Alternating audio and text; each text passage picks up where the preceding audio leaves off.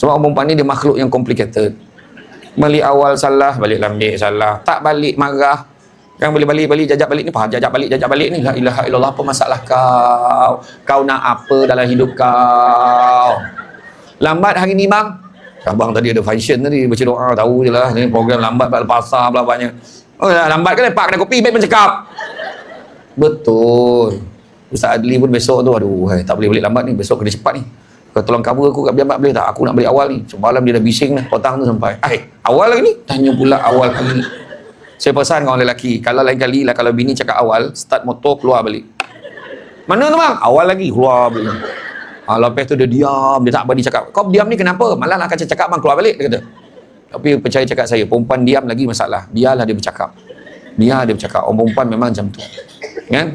Tu saya kata dia makhluk complicated. Kita takkan boleh sesuaikan. Macam mana? Bayang ulama terdahulu menggambarkan perempuan ni, wanita ibarat tulang yang bengkok. Bila kita tahu lelaki faham setting ni, insya-Allah. Tengok, lelaki dah lah tak ramai, aku nak fahamkan lelaki pun payah. Lelaki dah lah tak ramai. Sekarang ni dalam dunia hari ni lelaki dah tak ramai. Yang tak ramai tu pula sibuk nak jadi perempuan. Kau rasa? Bukan semua togap je pakai penjara ni, bukan semua tu. Dah elok-elok lahir senapang lah yang kau pergi tukar apa? Kau tak faham, janganlah tanya senapang tu apa, la ilaha illallah. Kalau dah bangsa luruh yang perempuan ni payah betul lah. Macam tu lah.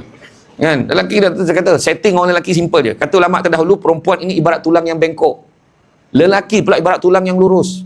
Sampai bila pun lelaki takkan mampu meluruskan kebengkokan wanita itu.